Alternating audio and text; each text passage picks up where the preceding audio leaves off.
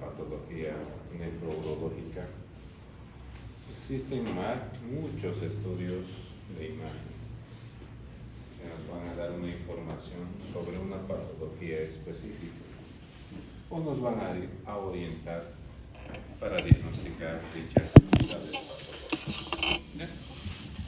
Uno de los estudios de imagen más simples, más económicos, accesibles en todas las postas, en los hospitalarios, es la radiografía de abdomen. ¿Cuándo estaría indicado realizarlo? Cuando se sospecha o se evidencia datos clínicos de presencia de cólico renal.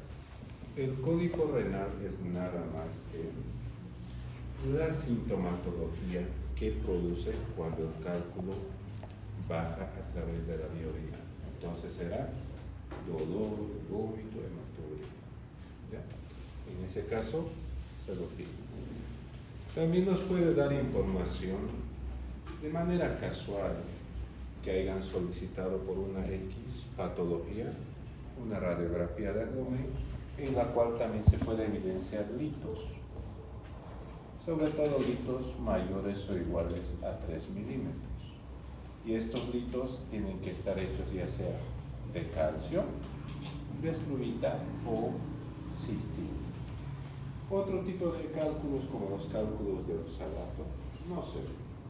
Entonces, solamente en estos casos se va a poder observar la presencia de litos en la vía urinaria. En otro caso, no aparece. También nos puede ayudar a informarnos sobre dispositivos de la vía urinaria, como los catéteres doble O, que se utilizan sobre todo para permeabilizar la vía urinaria en procesos obstructivos ya sea congénitos o adquiridos. ¿Ya? O también nos puede dar esta información de patologías muy avanzadas, en la cual el tratamiento que vayamos a instaurar ya no existe, como es el caso de las calcificaciones renales.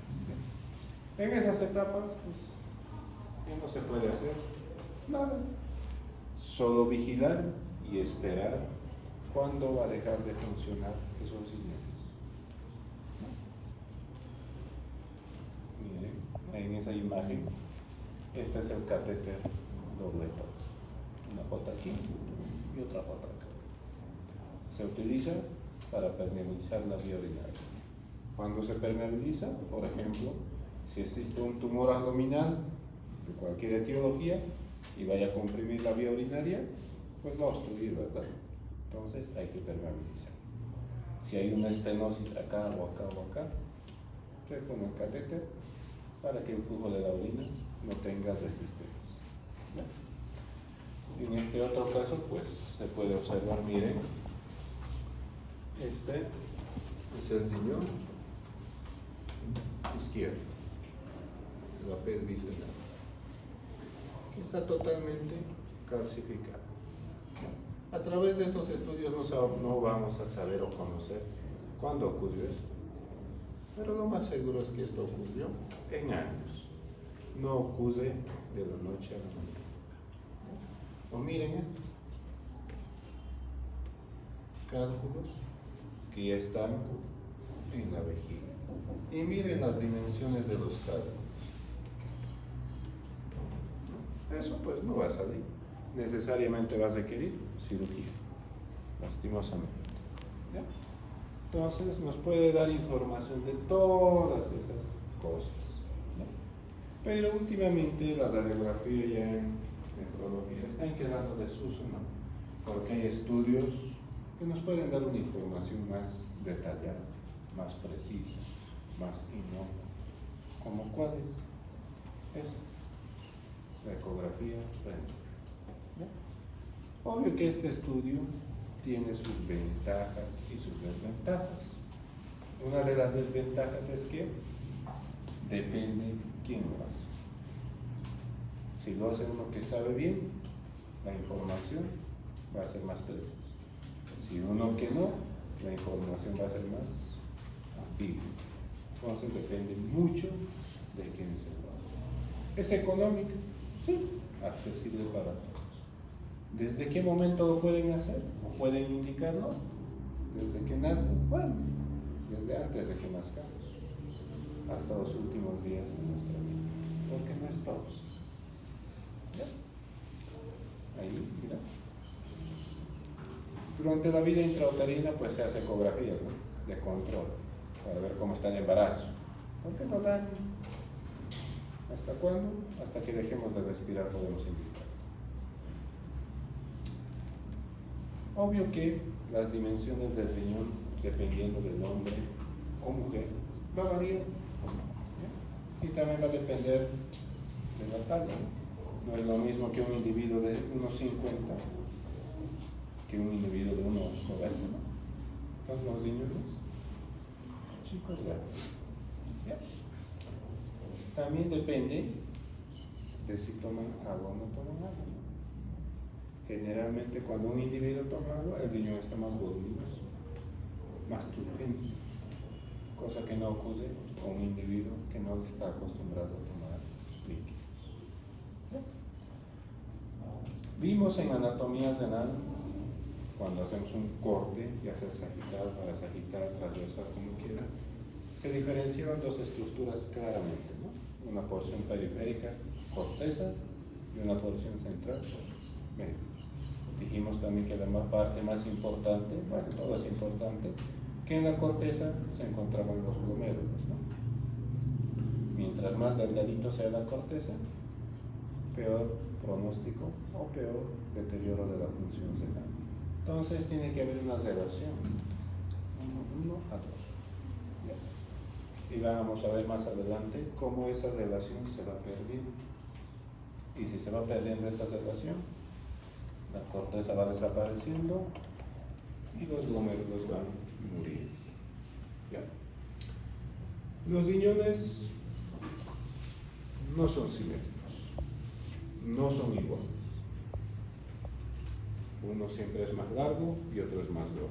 En este caso, el largo es el riñón derecho y el gordito es el riñón izquierdo. O sea, más voluminoso. ¿Ya? No son iguales.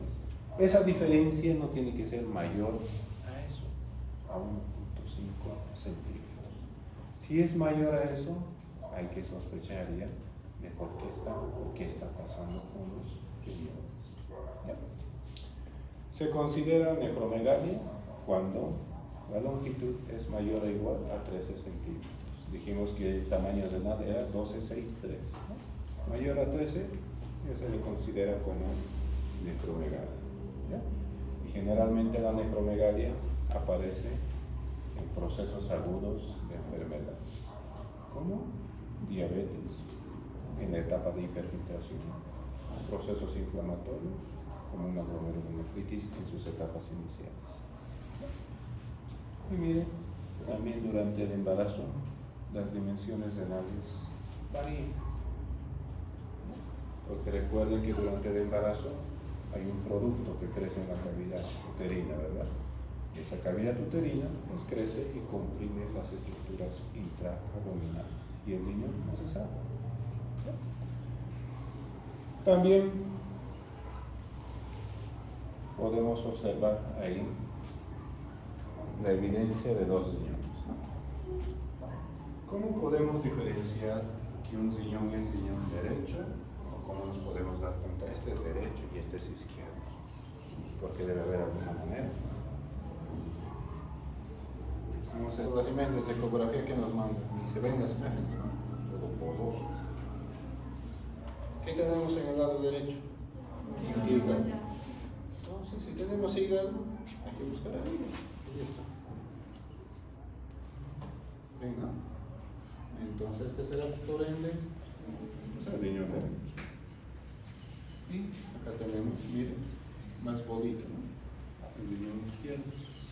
Y en el lado izquierdo tenemos el vaso. Ahí está.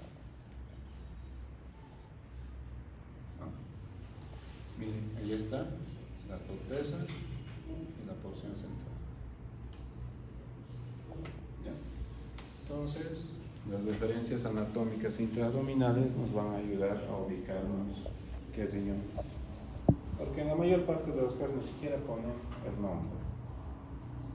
El riñón cuál es, menos el del hígado. ¿Ya?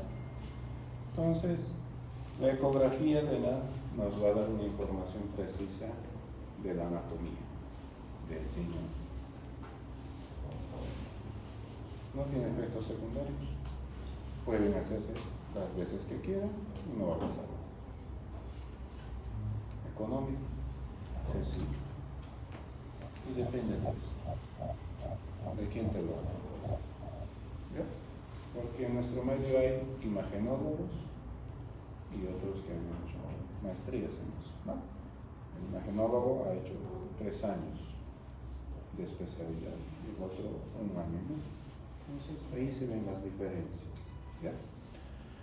Pero a medida que crecemos, las características del riñón cambian. No es lo mismo tener un riñón de un paciente de 1 año y un paciente de 20 y tantos años. Mire, cuando uno nace, o cuando ellos nacen, la corteza y la médula no se diferencian claramente. Cualquiera diría, si no viéramos la edad, está dañado el riñón. Pero no, es normal. A medida que va creciendo, miren, la corteza y la médula se va diferenciando un poco. Hasta la edad de un individuo mayor a 2 años que ya tiene las características que todos tenemos.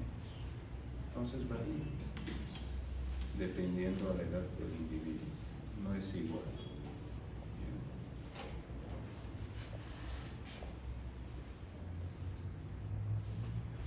Entonces, ¿para qué nos va a servir la ecografía?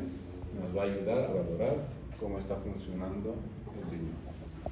Nos va a ayudar a decir si tiene datos de cronicidad para hablar de insuficiencia renal o datos que nos sugieran problemas de salud. Por ejemplo, para sospechar de que el problema es crónico, el riñón seguramente va a estar pequeño, ¿no? Y para sospechar que es un problema agudo, el riñón va a estar grande. Entonces, cuando vean riñones pequeños, ya se puede hacer poco o nada por ese individuo, ¿no? Porque los riñones tienen que crecer de manera paulatina como el ser humano.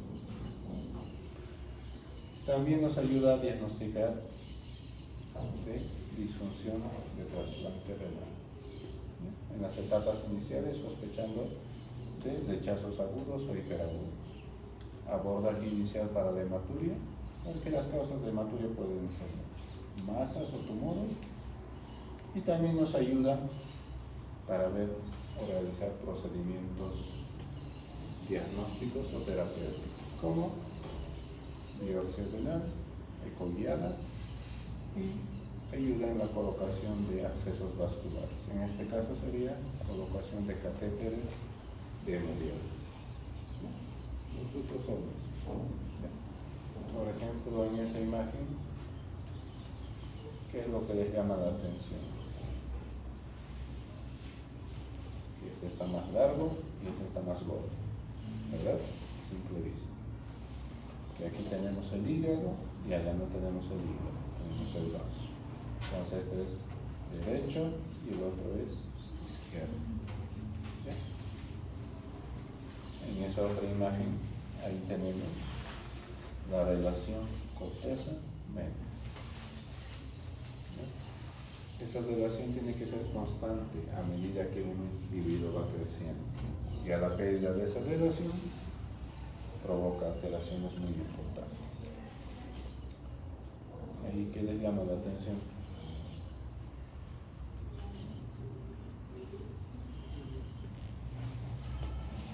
Estas tirámides son muy prominentes.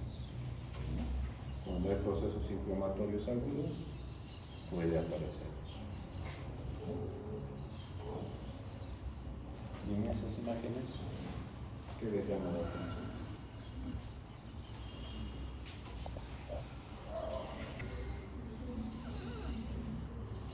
¿Qué será eso, no? Es una masa. No. Hay que ver qué es. Hay que ver si es sangre, es pus, es cáncer. Pero ya con una simple ecografía vemos que depende del polo superior.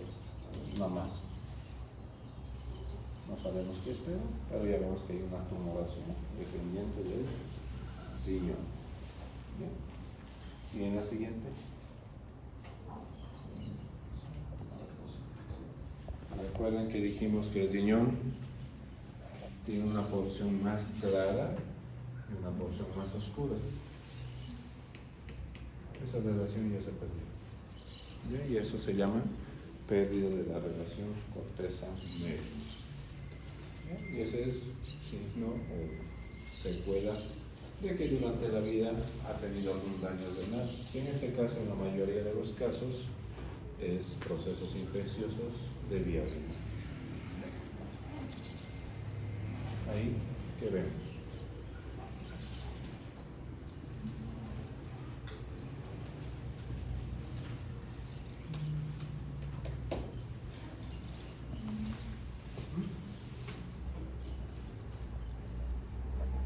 Esta es una malformación congénita. Se llama riñón en herradura. Es un trastorno de migración. Los riñones en un proceso por su formación, a veces ocurre esto y se puede fusionar en el polo superior o en el polo inferior. ¿Ya? Entonces hay que vigilar cómo funciona, ¿no? Porque tratamiento para eso, pues no hay, solo hay que vigilar. No le vamos a cortar de la mitad, ¿verdad?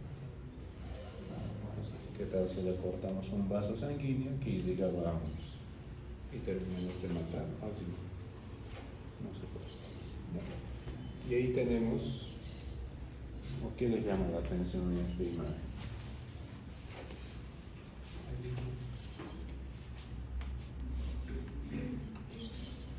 Esto es orina. Y cuando la orina se acumula, aparece así.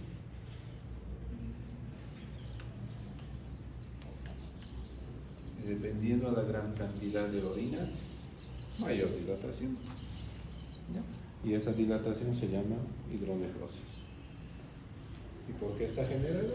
Pues hay que estudiar. Hay que saber qué es lo que le está causando para dar un tratamiento. Porque si no sabemos por qué está causado eso, ¿qué le vamos a hacer? Nada, lo vamos a seguir viendo cuando va deteriorándose el riñón. Y en nuestro medio hay un montón de estos, ¿no? Que desde que nacieron pasaron años y se siguen. Y creen que esta orina que está aquí en el riñón, creen que no daña el parénquima renal. Pues daña. Y va dañando poco a poco. Y lo malo es que esto no duele. Entonces, cualquier proceso de dilatación de la vía urinaria, pues hay que mandarlo, ¿no? Para que lo estudie y no agarrarse al paciente y esperar años. Pero sí cesamos. ¿Ya? También tenemos ahí, ¿qué más?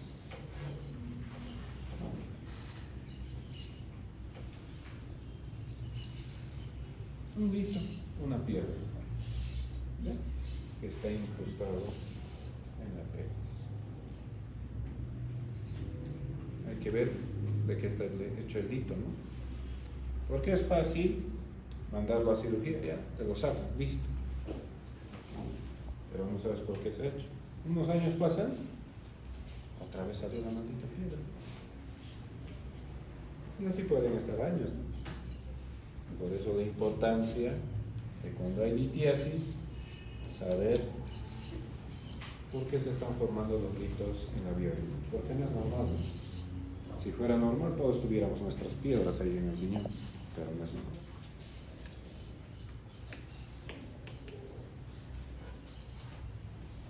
El riñón está lleno de bolsitas de agua. Se llama, cuando son muchos, poliquistosis. Cuando es un hito, quiste, ¿verdad? Depende de la cantidad de bolitas de agua que encuentres. Y ahí.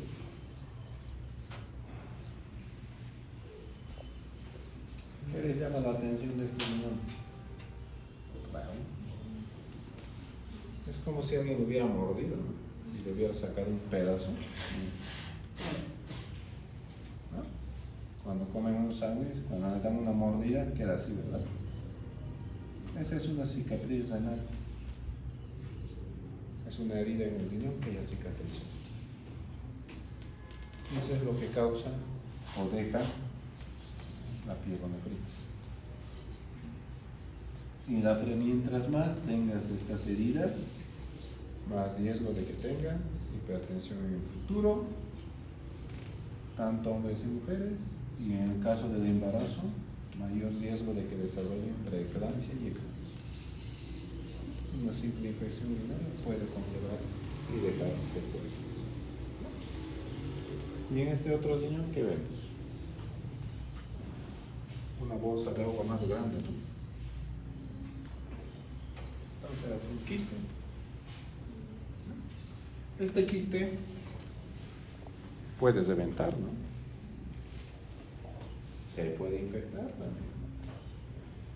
Y lo malo de los quistes es que a un futuro, si no los controlas, se puede volver cáncer. Entonces hay que vigilar a esos pacientes. Hay varias clasificaciones para ver la dilatación de la vía urinaria. Si está más dilatada, obvio que hacer mayor grado, ¿no? Más pequeñita dilatación, menor grado. Entonces, ahí tenemos la información que nos puede dar la ecografía renal. Tenemos otro estudio, ¿no? La ultrasonografía Doppler o ecografía Doppler, lo mismo. ¿Qué información nos va a dar? Vascularidad. Pero la vascularización o la información que nos vaya a dar solamente es de las arterias de mayor calidad. No nos va a dar una información de menos de estos. Entonces la ecografía Doppler nos ayuda a ver patologías de la vascularización. Sí. ¿Y cuándo se sospecha? Cuando hay una estenosis de la arteria renal, que puede ser primaria, como la displasia fibromuscular, o secundaria a procesos inflamatorios, ateromas. En todos nos va a dar los ateromas, ¿no? En esos casos. Cuando se obstruya, ya sea la arteria o la vena. ¿Por qué? Por un tumor. O también se puede infartar. Y la manera en la cual ayuda a diagnosticar es a través del cálculo del índice de resistencia. ¿Ya? Entonces nos va a ayudar a evaluar en la estenosis de la arteria renal. Nos ayuda a evaluar también cómo está funcionando el injerto renal en las primeras horas o días del trasplante renal. Ayuda a evaluar la fístula arteriovenosa para ver flujos, trombos. Y también depende como la ecografía de quién lo realiza. Porque hay algunos que sí saben hacerlo y otros no. Y en vez de ayudar, perjudica. ¿No? Para el diagnóstico de la estenosis de la arteria renal, primeramente recuerden que la estenosis hace referencia a disminución del lumen. ¿Ya? Cualquier estructura, pero disminución del lumen. Y sabemos que cuando un vaso sanguíneo disminuye el lumen, aumenta la resistencia, porque tiene que vencer mayor resistencia. Y la velocidad incrementa, ¿no? Es como cuando regamos el jardín con una manguera, le tapamos la mitad, ¿no? Para aumentar la resistencia y para que vaya más lejos el agua, ¿verdad? Y esos principios ocurren en el organismo. Miren, la resistencia tiene que ser mayor o igual a 0,7. Y miren la velocidad, mayor a 360 centímetros por segundo. ¿Ya? Entonces, el ecodoppler, miren, tiene una sensibilidad del 88 y una especificidad del 99,4% para el diagnóstico de esta entidad patológica. También nos ayuda a evaluar eso. ¿Qué es eso? Una fístula. Pero pues una fístula ideal no tiene que ser así de tortuosa, dilatada. Esto probablemente ha sido debido a que no han hecho buenas funciones cuando han utilizado el acceso vascular. Y bien, ya está aneurismática, tortuosa. Y si sigue creciendo eso, el riesgo de que se trombose es muy alto, ¿no? Porque el flujo sanguíneo en esa parte ya no es lineal, es turbulento. Y si es turbulento, mayor riesgo de trombo. Y si esa fístula o ese aneurisma sigue creciendo, se necrosa. Y si sigue creciendo más, puede causar falla cardíaca. ¿Ya? Entonces ahí tenemos las imágenes como nos pueden mandar los picos de resistencia, los flujos. ¿Ya? Entonces ya tenemos varios estudios para evaluar. Ya hemos visto la anatomía, la vascularidad renal, ¿no? Entonces, este estudio llamado cisto-uretrograma miccional evalúa, como su nombre lo dice, cisto, vejiga, uretra. Entonces es para evaluar la vía urinaria baja. Para el estudio, o para la solicitud de este estudio, un requisito que nunca tienen que olvidar es que tiene que tener un urocultivo negativo.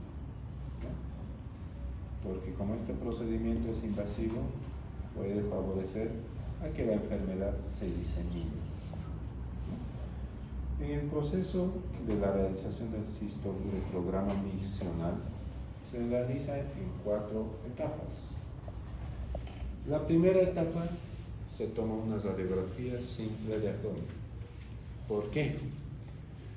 Porque los seres humanos podemos tener disgrafias ocultas, o sea, malformaciones en la columna. ¿Bien? Y saben si hay malformaciones en la columna ocultas. Recuerden que la inervación viene de acá, a la vejiga, ¿verdad? Entonces, para eso se toma la primera radiografía, para ver que no tenga ninguna alteración anatómica.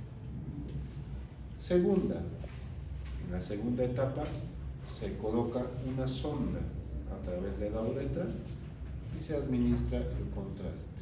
Ahí está. Se colocó la sonda y se administró el contraste.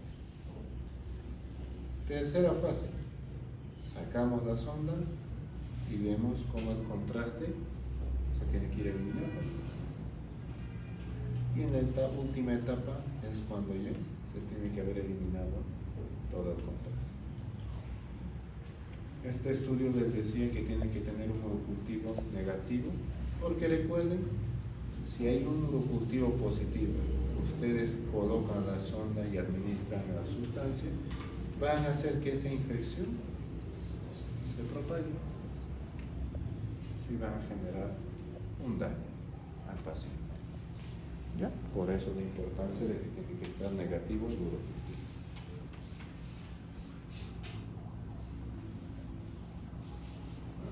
Bien. Es el estudio gold estándar para reflujo vésico-uretral. ¿Y qué es el reflujo vésico-uretral? Es nada más que el retorno de la orina, vejiga, uretra. Mientras más alto suba, grado 1, grado 2, grado 3, grado 4, grado 5. Entonces, mientras más alto, mayor grado. Mientras más bajo salga, grado más bajo. Son lo mismo. ¿Hay individuos que pueden ser alérgicos a esto? Sí, los hay. Entonces, en ese caso, pues, no lo vamos a hacer, ¿verdad? Riesgo de infecciones, obvio, si no saben usar. Si no saben colocar una sonda, lo más seguro es que le van a lastimar, ¿verdad? Y pueden generar trauma. ¿Puede ocurrir eso? Sí. ¿Ocurre? Sí. Lo bueno es que no ocurre con mucha frecuencia. ¿Ya? No podemos saber si tiene alergia al paciente.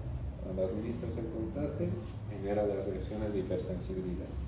Porque nadie viene en la frente y dice, soy alérgico a esto. No existe. Cuando se pone en contacto, ahí es donde viene el sintomatología.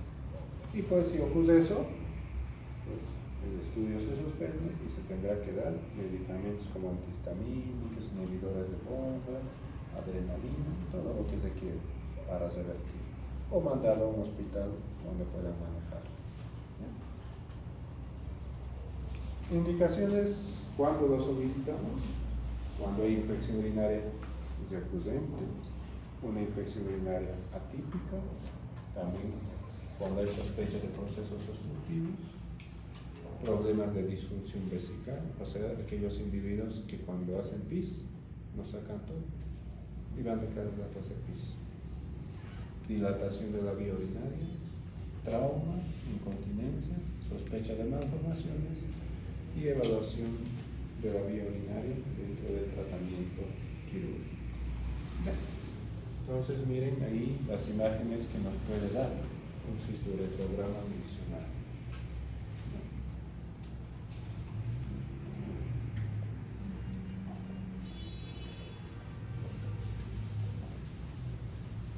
Vejiga, uretra.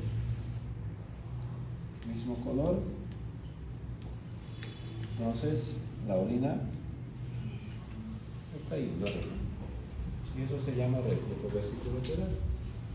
Y miren, la severidad varía, ¿no? Aquí solamente afecta hasta el urete. Miren, aquí ya llegó a la pelvis renal. Y miren acá, la pelvis renal ya está dilatada, la vía urinaria está todo tortuoso. Pueden llegar en estas etapas o en estas. Obvio que en este va a tener un mejor pronóstico y este va a tener un mal pronóstico. Porque miren, la misma orina que se encuentra acá genera presión en el parénquima renal y esa presión causa hipoxia e isquemia y va matando el riñón poco a poco. ¿Y cómo se manifiestan estos? Una simple infección urinaria. Ahí también miren.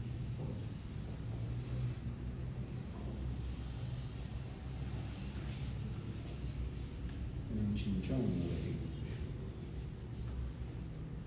A veces, cuando hay problemas obstructivos de vía urinaria, ¿qué hace el organismo con un mecanismo de compensación?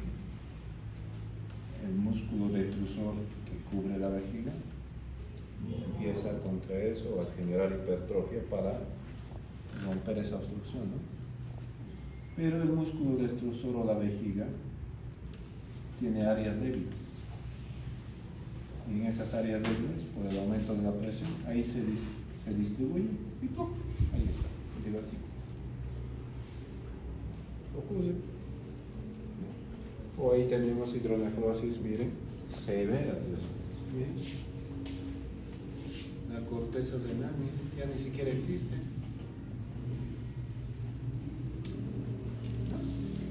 Parecen solamente bolsas de agua, los riñones. Ya no hay parénquima.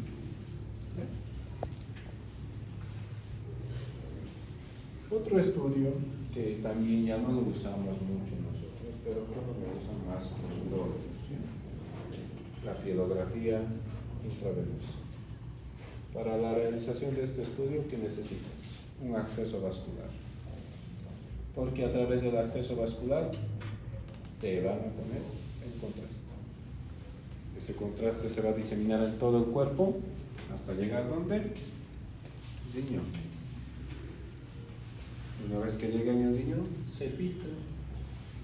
Y cuando se va filtrando, va pintando toda la vía urinaria. ¿Cuándo está indicado? Cuando se sospeche de ureteres ectópicos, ureterocele, que es la dilatación del ureter, anormalidades de la fusión del parénquima renal, litiasis, procesos obstructivos y tumores. ¿Bien? Luego tenemos otros estudios que nos pueden dar una información más precisa de eso, como es el caso de la ecografía y la TAC. Entonces, la tomografía se puede realizar, solo que cuesta más, mucho más que la ecografía. Debe estar alrededor de 1.500. La ecografía, o diré la tomografía, utiliza contraste, porque recuerden que hay una tomografía simple y contrastada. El contraste es tóxico para el riñón. También nos va a dar una información mucho más pequeña o información más precisa de presencia de litos más pequeños. Y también nos puede ayudar a evaluar la cicatriz, nos puede ayudar a determinar dónde está la obstrucción y para los tumores, para ver si está en estadio 1, si está invadiendo, para todo eso. Hay variantes, ¿no?, de la TAC, como ser la uroTAC. También tenemos la angioTAC. La uroTAC, sobre todo, se utiliza vía urinaria, para evaluar la vía urinaria. Miren, también nos ayuda a ver si existe rotura vesical. ¿Cómo se va a ver? Administran el contraste y cuando llegue el contraste a la orina, se va a diseminar en todo el abdomen, como si hubiera estallado algo. Otra variante es la angioTAC, para ver la vascularización. A diferencia de la ecografía Doppler, la angioTAC nos ayuda o nos da una información más precisa de los vasos sanguíneos pequeños intrarrenales. Si tiene alergia al contraste, pues no la vamos a usar.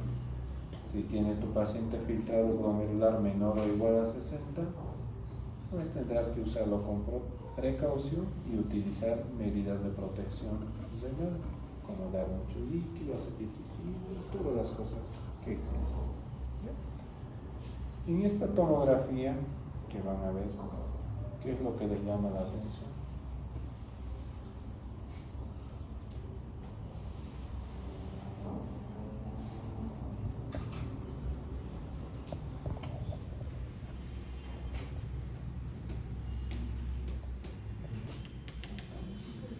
Pulmón, ¿no? Es un riñón ectópico, en el cual el riñón está en la cavidad torácica. ¿Ya? Y no más por nosotros. ¿Y a ese qué le vamos a hacer? Pues nada, que siga funcionando, ¿no? En esa imagen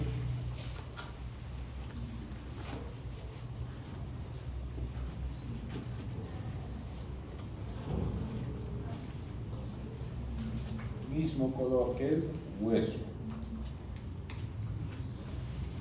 Entonces, ahí tienen un lito. ¿Y de qué está hecho el hueso? Calcio. Entonces, seguramente que la composición de este lito sea de calcio, seguramente. Ahí.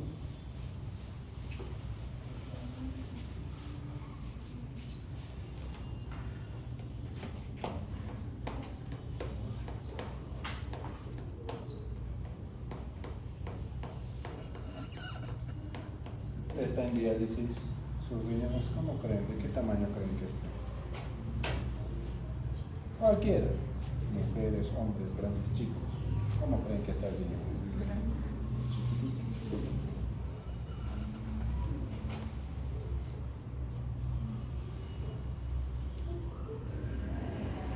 Pero esos riñones no se pueden infectar.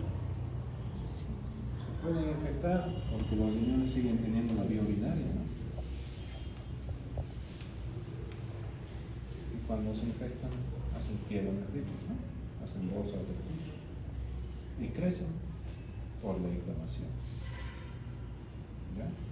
O sea, tener insuficiencia renal terminal En diálisis no significa que no les vaya a dar a esos individuos una infección urinaria. Les va a dar, les puede dar. ¿Ya? Y en la otra imagen que le llama la atención. Llama la atención que ya no hay riñón. Solamente está pulmonación. Y está invadido. Lo más seguro es un cáncer, ¿no? Pero para decir que es cáncer, pues se tendrá que tomar la biopsia y decir, sí es cáncer, ¿no? Nosotros lo único que podemos decir es que tiene una masa dependiente del riñón izquierdo. Y ahí saca el dolor, ¿no? O en este otro caso, miren. En vez de tener riñón, tiene otra cosa.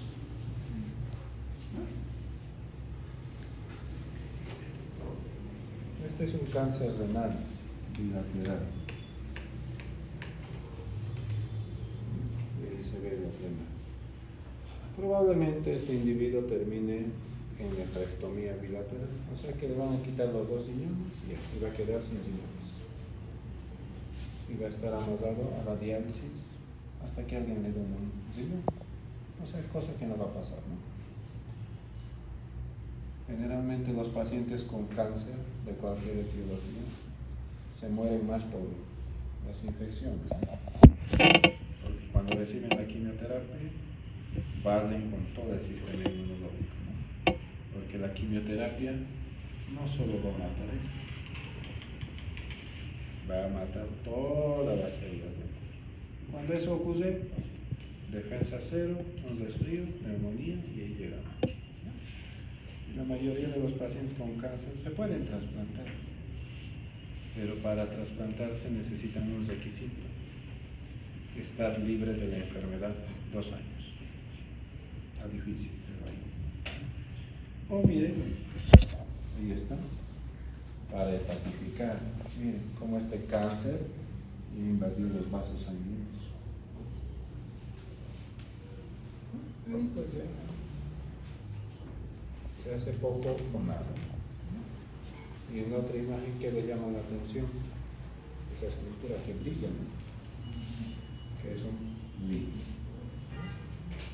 Otra variante dijimos que era la angiotapia, que nos va a dar información de la vasculatura renal.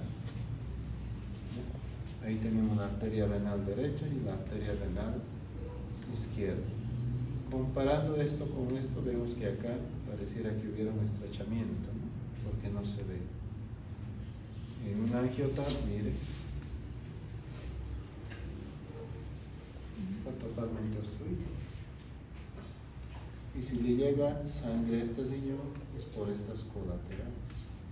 No me está llegando por aquí. Entonces, ahí tenemos una estenosis de la arteria renal. ¿Quién sabe por qué ocurrió? Pero ahí está. O miren, también nos puede ayudar información o dar información de esto. Hay malformaciones vasculares que se diagnostican cuando un individuo, por ejemplo, quiere donar a un familiar con insuficiencia renal crónica. Les hacemos estos estudios y miren, este riñón, aparte de que recibe de su arteria renal, tiene un vaso sanguíneo al lado. Y quién sabe si el que irriga el riñón es este o este. No sabemos. Y por ende ya este paciente ya no puede donar. Ya se descalificó.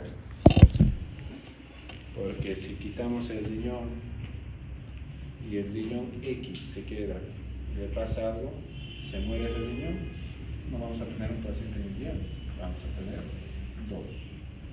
Entonces, no es candidato para trasplante este individuo, aunque quiera donar. Obvio que sí se puede evaluar cuánta cantidad del tamaño del parénquima renal y llega a esa arteria y la otra. Sí se puede. ¿Ya? Otro estudio, miren, tenemos la resonancia magnética. Esta ya es más cara, 3.000 a 5.000 bolivianos para una resonancia magnética. No hay en todos los centros hospitalarios. ¿verdad? No. Y la mayoría de las veces lo pedimos de manera particular. No. Nos da imágenes múltiples porque hace cortes más milimétricos. ¿Ya? Nos da una información mucho más precisa. Cuesta. A veces es necesario sedarlos, porque para hacer este estudio tienes que estar quieto como una momia. Te mueves, la imagen sale borrosa y otra vez. Tóxico, sí, por el contraste que utiliza. Y si la tasa de filtrado glomerular es menor o igual a 30, puede causar fibrosis sistémica necropénica. Menores de 2 años no se hace. Y como la tomografía tiene una anatómica para evaluar anatomía, tenemos la uroresonancia para valorar vía urinaria y la angioresonancia para valorar la vasculatura renal. Son sus variantes. ¿Nos ayuda a qué? A estudiar y a diagnosticar hipertensión renovascular. Es el estudio gold estándar para el trombosis de la vena renal. También nos ayuda a ver si el quiste está complicado, las masas sólidas, sus dimensiones, si son cánceres u otro. Y la uroresonancia, estudio ideal para las uropatías obstructivas. Las imágenes que nos muestran pueden ser de esta manera,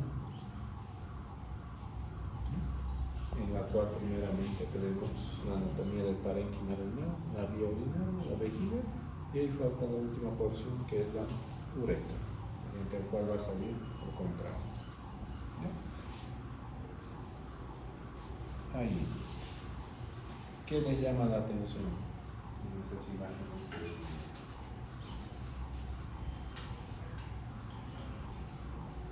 Blancas, ¿no? Son bolsitas de agua, entonces son quistes. Y si son muchos, poliquistosis. Ya para decir si es autosómica dominante recesiva, hay que hacer estudio genético, hay que hacer estudio de los familiares, ¿no? Solamente con que sepan que está lleno de quistes. ¿No? Y en la otra,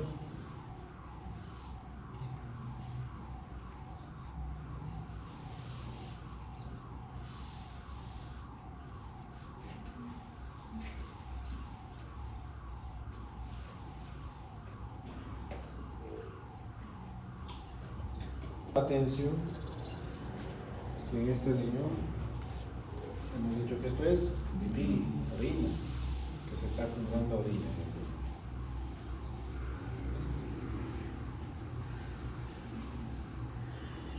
Es una malformación vascular que está comprimiendo la vía urinaria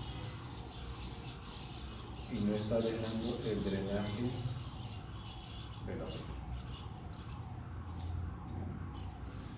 Ahora el siguiente paso será saber cuánta cantidad del riñón irriga este vaso sanguíneo, todo este segmento o todo este segmento. Si irriga solo un pedacito, le podemos cortar, no pasa nada. Pero si irriga más del 50%, pues no le vamos a cortar. Entonces ahí un catéter. Y así va a drenarlo. ¿Cuál es la causa de la obstrucción de la vía urinaria? Una malformación vascular. Y el tratamiento va a depender.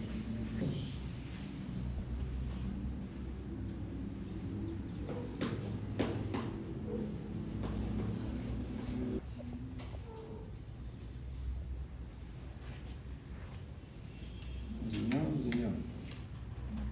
Todo esto es el contraste. No está eliminando a tu paciente, se está acumulando en el riñón. ¿No? Lo más seguro es que la obstrucción esté acá o acá. Por eso no elimina.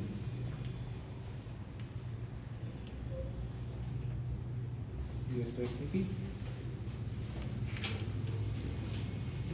Ahí tenemos una solución.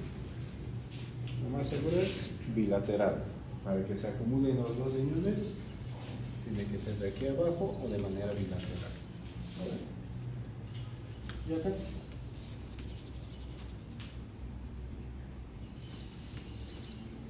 Parece una C invertida, ¿no? Este es un riñón en herradura, el cual está fusionado de los polos inferiores. ¿Hay pacientes con eso? Sí. Y están al lado de nosotros. ¿Ya? Ahí.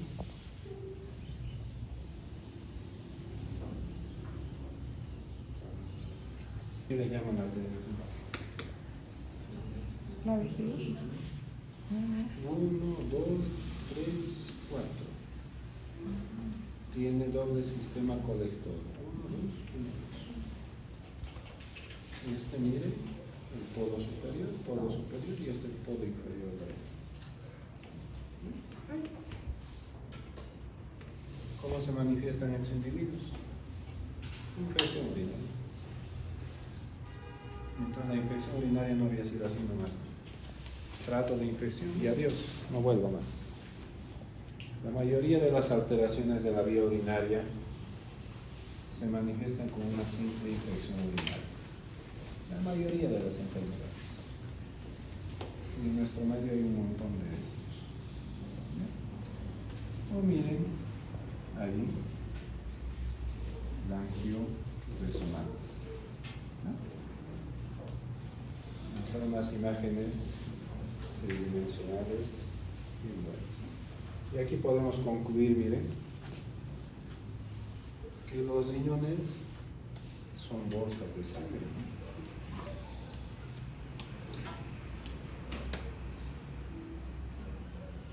¿Sí? Y habíamos dicho que los riñones están formados por capilares sanguíneos, ¿no? Casi 1 millón para cada riñón. Entre los dos 1 millón capilares sanguíneos.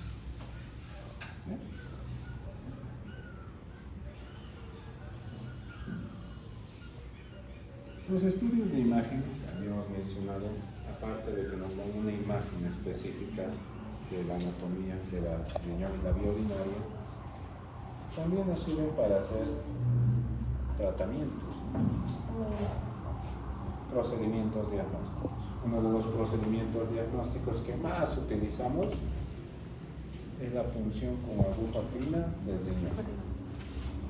Eso se realiza a través con visualización directa con ecografías, no lo hacemos a ciegas. Para la implementación de nefrostomías, para disminuir la presión en la vía urinaria, catéteres de doble J para permeabilizar la vía urinaria, también nos sirve para drenar, para poner un catéter, es decir, la materia purulenta está en el polo superior, entonces pincha de más así. Tratamiento de tumores renales, como es el caso de la radiofrecuencia, y también nos ayuda a favorecer para la esclerosis de quistes renales. Todos esos estudios que acabamos de ver nos dan una información más de la anatomía, ¿verdad? Anatomía renal, anatomía de la vejiga, del uréter, de la uretra. Pero también hay estos estudios. Estos estudios de medicina nuclear nos sirven para evaluar la funcionalidad del riñón. ¿Ya? Estos estudios nos dan una información y nos dicen cuánto funciona tu riñón derecho y cuánto funciona tu riñón izquierdo. Porque a través de la creatinina tenemos una visión general nomás, ¿no?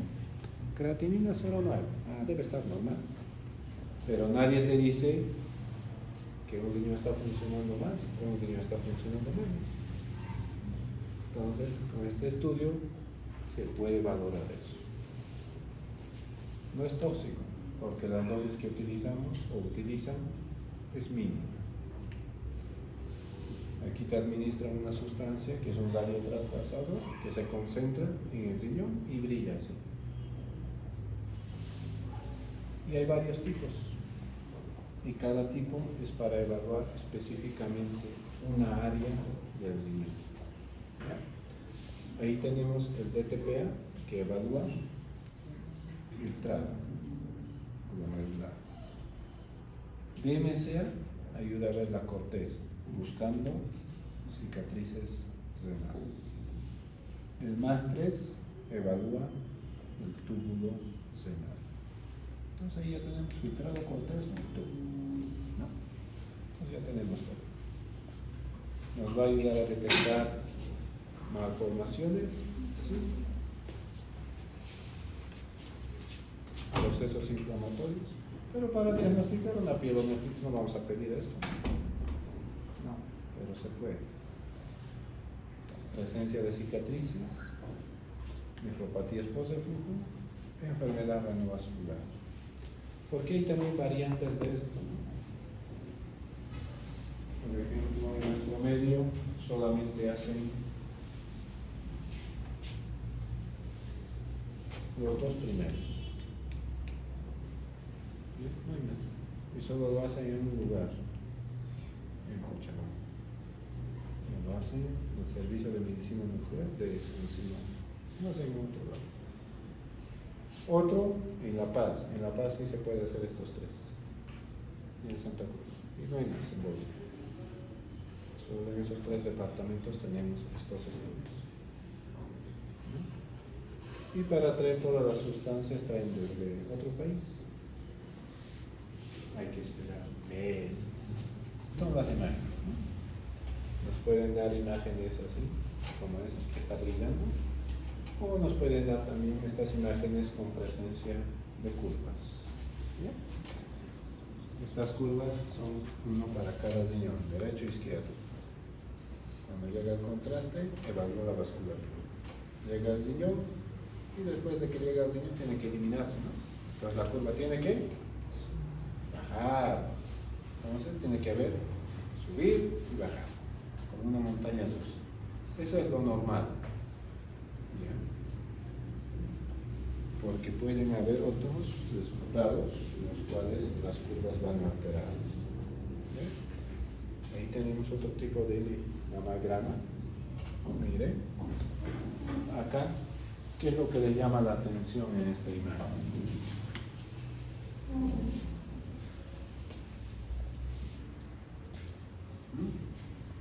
Miren los bordes, también delimitados, ¿verdad? ¿Y aquí qué pasó?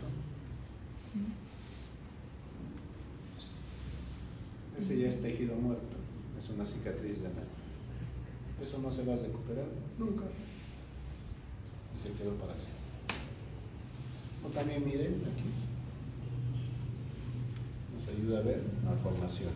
Y no solamente de ese tipo, hay otras malformaciones. ¿Ya? Y miren, ahí está. Estudios comparativos. Aquí, ¿qué llama la atención?